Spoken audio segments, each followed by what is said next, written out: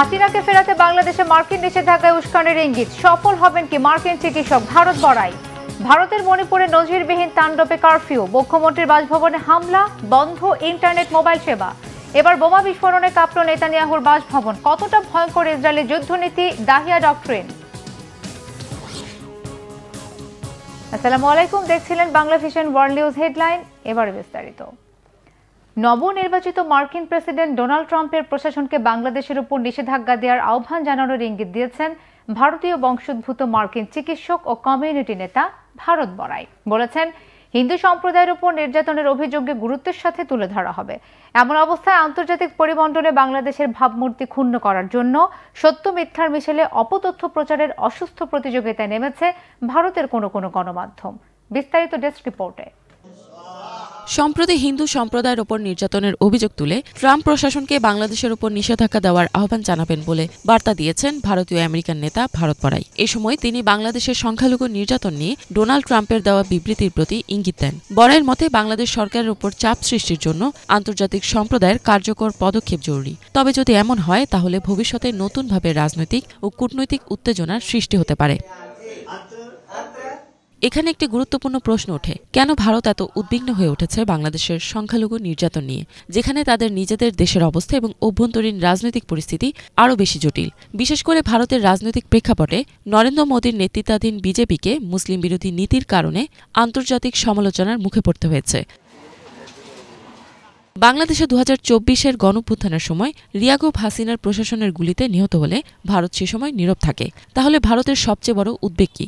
বাংলাদেশে আওয়ামী লীগ সরকারের পতন কিনা? ওদিকে ভারতীয় মিডিয়াও সম্প্রতি বাংলাদেশের বিরুদ্ধে নানা ধরনের অভিযোগ নিয়ে উদ্গ্রীব হয়ে উঠেছে।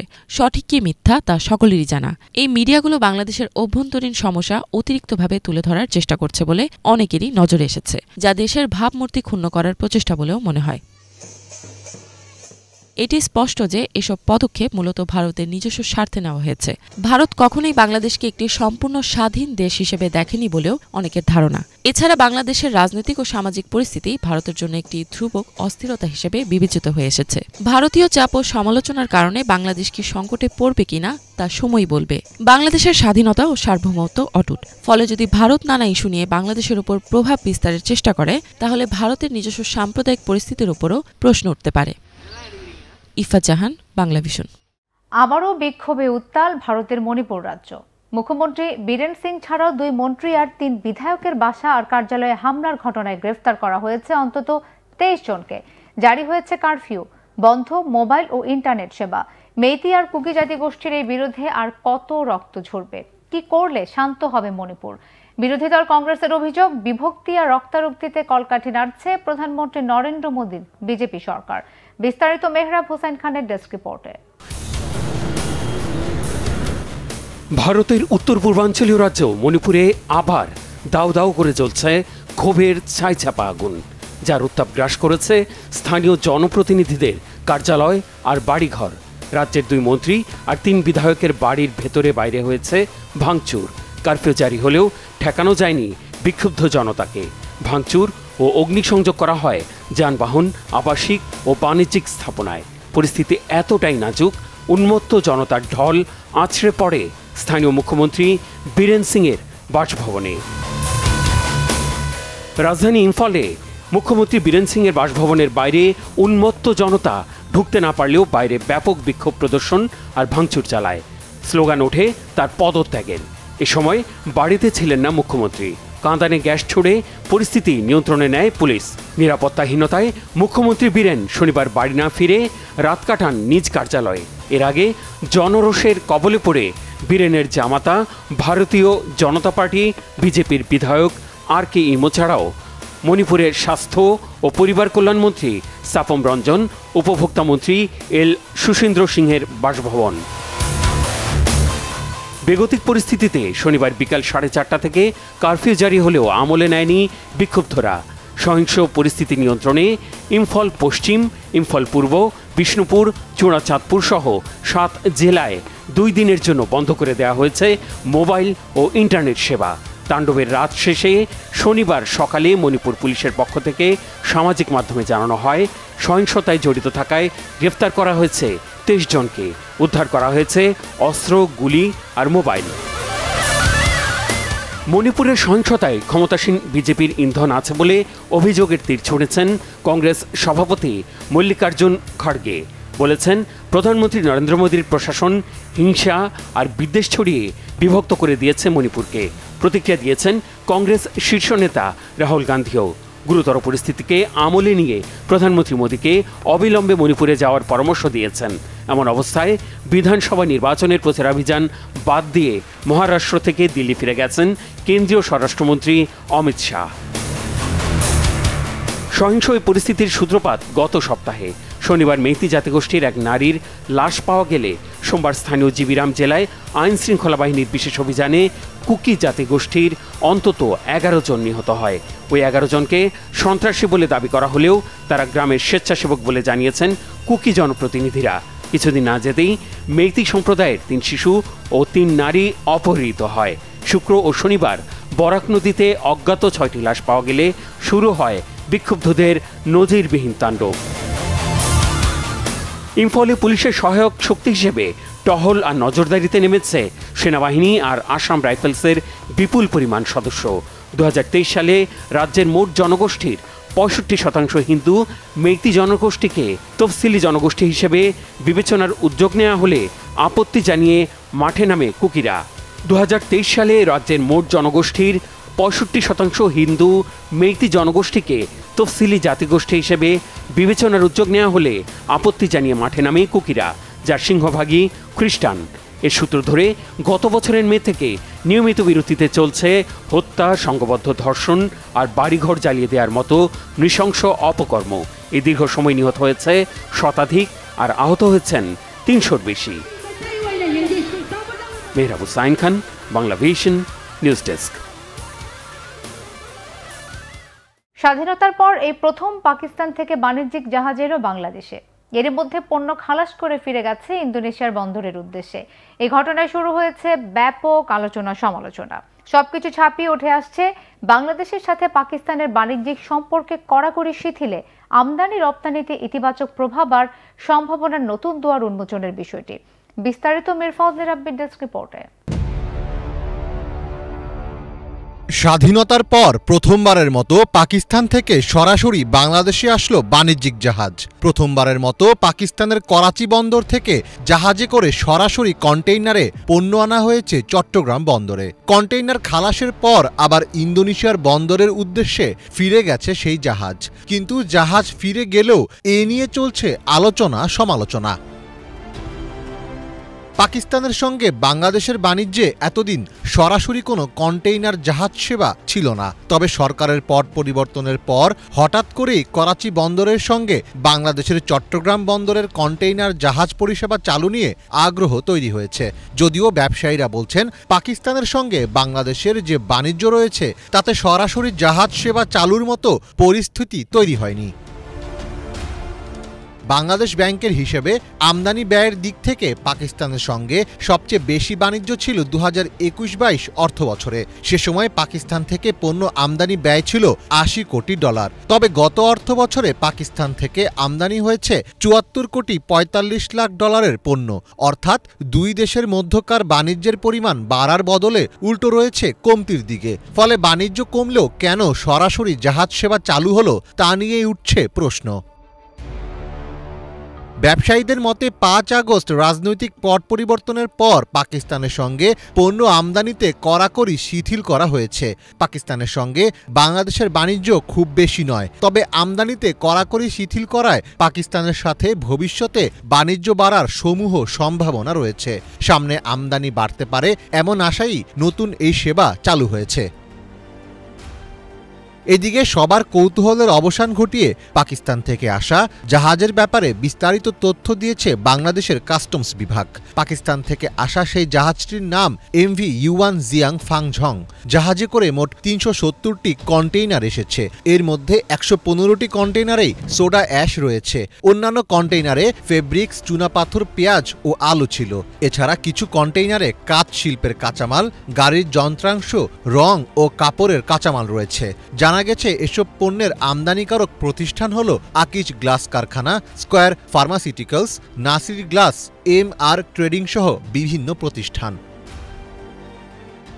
সমুদ্রপথে পাকিস্তান থেকে বাংলাদেশের দূরত্ব সিঙ্গাপুর, মালয়েশিয়া, শ্রীলঙ্কা ও ভারতের বন্দরগুলোর চেয়ে বেশি। এজন্য নতুন সেবা চালু করা দুবাই ভিত্তিক কন্টেইনার জাহাজ পরিচালনাকারী সংস্থা ফিডার লাইন্স কয়েকটি দেশের বন্দরকে যুক্ত করেছে। জানা গেছে এই সেবায় যুক্ত জাহাজটি প্রথমে সংযুক্ত আরব আমিরাত হয়ে পাকিস্তানের করাচি বন্দরে যাবে। এরপর ভারতের মুন্দ্রা, ইন্দোনেশিয়ার বেলোয়ান ও মালয়েশিয়ার পোর্ট কেলাং হয়ে বাংলাদেশের চট্টগ্রাম বন্দরে আসবে। মীর ফজলে রাব্বি, বাংলা ভিশন। এবার বোমা হামলা হয়েছে ইসরায়েলি প্রধানমন্ত্রী বেনিয়ামিন নেতানিয়াহুর বাসভবনে। হামলার সময় প্রধানমন্ত্রী বা তার পরিবারের কেউ সেখানে ছিলেন না। এদিকে ইসরায়েলের হামলায় 26 অক্টোবর ইরানের একটি পরমাণু কেন্দ্র আক্রান্ত হয়েছে বলে দাবি করেছে মার্কিন সংবাদ মাধ্যম এক্সিওস। হিজল জুবাইরের ডেস্ক রিপোর্টে বিস্তারিত। অক্টোবরে হাইফার ক্যাসিরিয়ায় ইসরায়েলি প্রধানমন্ত্রী বেনিয়ামিন নেতানিয়াহুর বাসভবনে হিজবুল্লাহর ড্রোন হামলার রেশ কাটতে না কাটতেই এবারে বোমা হামলার ঘটনা ঘটেছে সেখানে। শনিবারের চাঞ্চল্যকর এ ঘটনাকে গুরুতর ও বিপজ্জনক বলে অভিহিত করছে ইসরায়েলের নিরাপত্তা বাহিনী।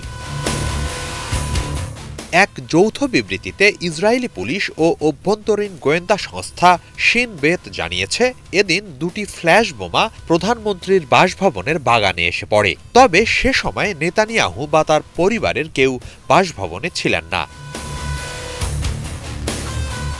ইসরায়েলের প্রেসিডেন্ট আইজাক হারজগ এই নিরাপত্তা ব্যর্থতার তীব্র নিন্দা জানিয়েছেন। যত দ্রুত সম্ভব পুরো বিষয়টি নিয়ে বিস্তৃত তদন্তের ভিত্তিতে দোষীদের জবাবদিহিতার আওতায় আনার হুঁশিয়ারি দিয়েছেন তিনি। ইসরায়েলের বিরোধী দলের নেতা অ্যাভিগদর লিবারম্যান প্রধানমন্ত্রীর প্রাণনাশের ঝুঁকি তৈরি করতে পারে এমন তৎপরতার নিন্দা জানিয়েছেন। এটিকে সব রেড লাইন অতিক্রম হিসেবে উল্লেখ করেছেন প্রতিরক্ষামন্ত্রী ইসরায়েল কাটস। এর জন্য দায়ীদের যথাযথ শাস্তি নিশ্চিত করা হবে বলে জানিয়েছেন তিনি। এ প্রসঙ্গে ইরান ও হিজবুল্লাহ দীর্ঘদিন ধরেই নেতানিয়াহুকে গুপ্ত হত্যার চেষ্টা চালাচ্ছে, সেই প্রসঙ্গও টানেন কাটস।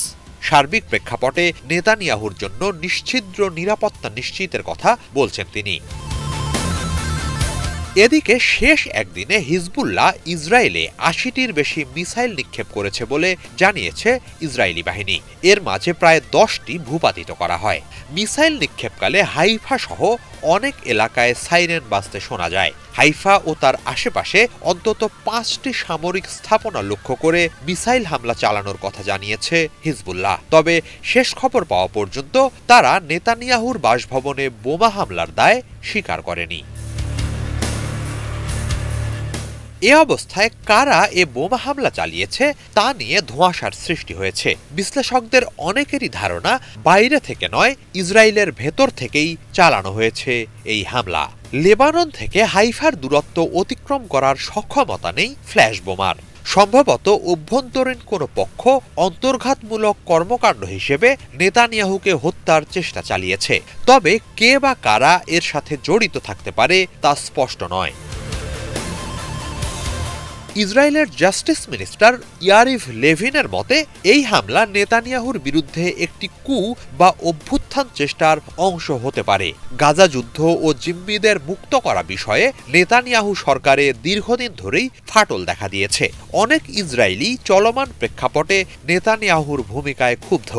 সব মিলিয়ে অভ্যন্তরীণ কোনো পক্ষ থেকে নেতানিয়াহুর বাসভবনে ফ্ল্যাশ বোমা হামলার ঘটনা অমূলক নয় বলে ধারণা বিশ্লেষকদের। তবে শিন বেতের তদন্ত শেষ না হওয়া পর্যন্ত হিজবুল্লাহ বা অন্য কোনো পক্ষ এ হামলা চালিয়েছে কিনা তা নিশ্চিত হওয়া যাবে না। এদিকে ২৬ অক্টোবর ইসরায়েল ইরানের পরমাণু স্থাপনাতেও হামলা চালায় বলে ধারণা অনেকের। এরই মাঝে যুক্তরাষ্ট্রভিত্তিক সংবাদ মাধ্যম এক্সিওস এক প্রতিবেদনে এই ধারণা সত্য বলে দাবি করেছে। মার্কিন ও ইসরায়েলি কর্মকর্তাদের বরাত দিয়ে সাংবাদিক বারাক র্যাভিড তার প্রতিবেদনে বলেন, সেদিন তেহরান থেকে ৩০ কিলোমিটার দক্ষিণ পূর্বের সামরিক স্থাপনা পারশিনে হামলা চালায় ইসরায়েল। সেখানে পরমাণু অস্ত্র বিষয়ক গবেষণা চালিয়ে আসছিল ইরান। হামলায় স্থাপনাটির উল্লেখযোগ্য ক্ষয়ক্ষতি হয় বলে দাবি অ্যাক্সিওসের। এতে সেখানকার কার্যক্রম বন্ধ হয়ে যায়। এর আগে অক্টোবরে আর এক প্রতিবেদনে অ্যাক্সিওস দাবি করে ইসরায়েলি হামলায় ইরানের ব্যালিস্টিক মিসাইল উৎপাদন প্রকল্প উল্লেখযোগ্য মাত্রায় ক্ষতিগ্রস্ত হয়েছে। তবে ইরানের দিক থেকে এ ধরনের কোনো দাবির সত্যতা নিশ্চিত করা হয়নি। বরাবরই সফলভাবে ইসরায়েলি হামলা প্রতিহত করার কথা জানিয়ে আসছে তারা। উল্টো যে কোনো দিন সর্বশেষ হামলার বদলা হিসেবে ইসরায়েলে পাল্টা হামলার হুমকি দিয়ে রেখেছে তারা। এবারে ইরান ইসরায়েলে হামলা চালালে দুই দেশ সর্বাত্মক যুদ্ধে জড়িয়ে পড়বে বলে আশঙ্কা দেখা দিয়েছে। হিজল জোবায়ের, বাংলা ভিশন। এদিকে ফিলিস্তিনের গাজা ও লেবাননে হামলা চালিয়ে হিজবুল্লাহর মুখপাত্র সহ কমপক্ষে 58 জনকে হত্যা করেছে ইসরায়েলি বাহিনী। অন্যদিকে ইসরায়েলের বন্দরনগরী হাইফাতে ড্রোন ও মিসাইল হামলা অব্যাহত রেখেছে লেবাননের হিজবুল্লাহ যোদ্ধারা। শনিবার গাজার বিভিন্ন স্থানে বিমান হামলা চালায় নেতানিয়াহু বাহিনী। এর মধ্যে জাতিসংঘ পরিচালিত সাথী শরণার্থী শিবিরে হত্যা করা হয় 10 ফিলিস্তিনিকে। জাবালিয়া শরণার্থী শিবিরে এক সাংবাদিককে হত্যা করেছে ইসরায়েলি সেনারা। গাজার খান ইউনিসে খাবার পানি ও জ্বালানির তীব্র সংকট তৈরি হয়েছে। উপত্যকাটিতে প্রায় 12 লাখ মানুষ নিরাপদ পানির সংকটে ভুগছে। সিরিয়ার রাজধানী দামেস্কে ইসরায়েলের হামলায় ফিলিস্তিনের সশস্ত্র সংগঠন ইসলামিক জিহাদের 2 নেতা নিহত হয়েছে। লেবাননের নাবাতে শহরে 2 চিকিৎসা সেবা কর্মী আর রাজধানী বৈরুত ও বালবেক অঞ্চলে অন্তত 7 জনকে হত্যা করেছে ইসরায়েলি সেনারা। হত্যা করা হয়েছে হিজবুল্লাহর মুখপাত্র মোহাম্মদ আফিফকে। পাল্টা ড্রোন ও মিসাইল হামলা অব্যাহত রেখেছে ইরান সমর্থিত লেবাননের হিজবুল্লাহ যোদ্ধারা। এতে হাইফা শহরে আহত হয়েছে অন্তত 5 ইসরায়েলি। শত্রু দেশকে ধ্বংস করতে ভয়ঙ্কর এক যুদ্ধনীতির বাস্তবায়ন করছে ইসরায়েল। এতে ইসরায়েলে হামলা না চালিয়েও বিনা উস্কানিতে আক্রান্ত হতে পারে যে কোনো দেশ। শুধু ইসরায়েল দেশটিকে শত্রুর চোখে দেখলেই হলো। জঘন্য যুদ্ধনীতি দাহিয়া ডক্ট্রিনের উপর ভর করে কোনো বাছবিচার ছাড়াই ধ্বংস হবে ঘরবাড়ি, শিক্ষা প্রতিষ্ঠান, হাসপাতাল, পানি শোধনাগার, বিদ্যুৎ কেন্দ্র, রাস্তাঘাট সহ বেসামরিক স্থাপনা। শত্রু ধ্বংসের অজুহাতে মধ্যপ্রাচ্যকে প্রায় নরকে পরিণত করা কি এই দাহিয়া ডক্ট্রিন? হাফিজুল ইসলামের ডেস্ক রিপোর্টে বিস্তারিত। একজন ব্যক্তিকে খুন করতে 5টির বেশি আবাসিক ভবন মাটির সাথে মিশিয়ে দিয়েছে ইসরায়েলের প্রতিরক্ষা বাহিনী। বিস্ফোরণে তারা ব্যবহার করেছে 80টির বেশি 200 পাউন্ড ক্ষমতার বাংকার বাস্টার বোমা। সন্ত্রাসী দমনের নাম দিয়ে এমন করেই গাজা ও লেবাননে বেসামরিক জানমাল ধ্বংস করার প্রতিযোগিতায় নেমেছে বেনিয়ামিন নেতানিয়াহুর দেশ। লাখো মানুষকে হত্যা, স্থানীয় বাসিন্দাদের উচ্ছেদ, বাড়িঘর মাটির সাথে মিশিয়ে দেওয়ার মতো কার্যক্রম ইহুদি রাষ্ট্রটির পছন্দের একটি যুদ্ধকৌশল। কিন্তু বেসামরিক স্থাপনায় ধ্বংসযজ্ঞ চালিয়ে শেষ পর্যন্ত কি হাসিল করতে চায় ইসরায়েল? আমেরিকার পালকপুত্র ইসরায়েল জন্মের সময় থেকেই অনৈতিক ও ঘৃণ্য উপায়ে যুদ্ধ চালিয়ে আসছে। দাহিয়া ডক্ট্রিন নামে পরিচিত এই সামরিক নীতি প্রথম প্রয়োগ করা হয় লেবাননের রাজধানী বৈরুতের দক্ষিণ উপকণ্ঠের দাহিয়া নামক একটি অঞ্চলে। 2006 সালে সশস্ত্র গোষ্ঠীকে দমনের নামে দাহিয়াকে মাটির সঙ্গে মিশিয়ে দেয় ইসরায়েলের সামরিক বাহিনী। তাদের হাতে খুন হয় 1000 বেসামরিক নাগরিক। ঘরবাড়ি হারায় 9 লাখ বাসিন্দা। ধ্বংস হয়ে যায় বিমানবন্দর, হাসপাতাল, শিক্ষা প্রতিষ্ঠান, বিদ্যুৎ কেন্দ্র, রাস্তাঘাট, বন্দর অবকাঠামো সহ পুরো এলাকা। সেই থেকে চরম কুখ্যাত এই পোড়ামাটি যুদ্ধনীতির নাম দাহিয়া ডক্ট্রিন। বেসামরিক অবকাঠামো ও নাগরিকদের যুদ্ধের লক্ষ্যবস্তু করা আন্তর্জাতিক আইনের চরম লঙ্ঘন। ভয়ঙ্কর মাত্রার যুদ্ধাপরাধ হলেও দাহিয়া ডক্ট্রিনকে নিজেদের প্রধান রণকৌশল হিসাবে গ্রহণ করে ইসরায়েলের সামরিক বাহিনী। তেল আবিবের আগামী দিনের যুদ্ধনীতি সম্পর্কে ধারণা দিতে গিয়ে 2008 সালে নর্দার্ন কমান্ডের প্রধান জেনারেল গাদি আইজেনকট জানিয়েছিলেন, বেসামরিক অঞ্চল বলে কিছু নেই, সবই শত্রুপক্ষের সামরিক ঘাঁটি। সেখানে বল প্রয়োগ করার পাশাপাশি ব্যাপক ক্ষয়ক্ষতি ও ধ্বংসযজ্ঞ চালানোর মাধ্যমেই যুদ্ধ পরিচালনা করবে ইসরায়েল। এর মধ্য দিয়ে চিরতরে মিটিয়ে দেয়া হবে গাজা, লেবানন, ইরানের মতো বিপক্ষ শক্তিকে। দাহিয়া ডক্ট্রিন প্রয়োগ করার ক্ষেত্রে ইসরায়েলের যুক্তি হল তেল আবিব বিরোধী সরকার বা নির্ধারিত কোনো গোষ্ঠীকে পরাস্ত করতে বেসামরিক জনগোষ্ঠীকে শাস্তি দেয়া জরুরি। তাহলে ভয়ের কারণে স্থানীয় বাসিন্দারা ওই সরকার বা গোষ্ঠীকে সমর্থন দেবে না। সেই সাথে শত্রু দেশের আর্থিক প্রতিষ্ঠান সহ বেসামরিক স্থাপনা ধ্বংস করে দিলে আর কখনো ঘুরে দাঁড়াতে পারবে না ইসরায়েল বিরোধী কোনো শক্তি। এভাবেই সব ধ্বংস করে হলেও নিজেদের একচেটিয়া আধিপত্য বজায় রাখতে চাইছে তেল আবিব, যার মধ্য দিয়ে তারা হয়ে উঠতে চায় মধ্যপ্রাচ্যের অপ্রতিরোধ্য মোড়ল। 2008 সালের শেষ ভাগ এবং 2009 সালের শুরুর দিকে গাজায় দাহিয়া ডক্ট্রিন প্রয়োগ করেছিল ইসরায়েল। ওই হামলার মধ্য দিয়ে সহস্রাধিক বেসামরিক নাগরিক হত্যার পাশাপাশি ধ্বংস করে দেয়া হয় গাজার অর্থনৈতিক সক্ষমতার মেরুদণ্ড। 2014 সালের হামলার সময়ও গাজায় একই নীতি প্রয়োগ করে তেল আবিব। 2023 সালের অক্টোবর থেকে গাজায় নির্বিচার হামলা শুরুর পর একই নীতি অনুসরণ করছে নেতানিয়াহুর বাহিনী। চলতি বছরের অক্টোবর থেকে লেবাননেও দাহিয়া ডক্ট্রিন প্রয়োগ করছে তারা। এমন চলতে থাকলে অচিরেই বিরান হয়ে যাবে ইসরায়েল বিরোধী সব প্রতিবেশী রাষ্ট্র। হাফিজুল ইসলাম, বাংলা ভিশন।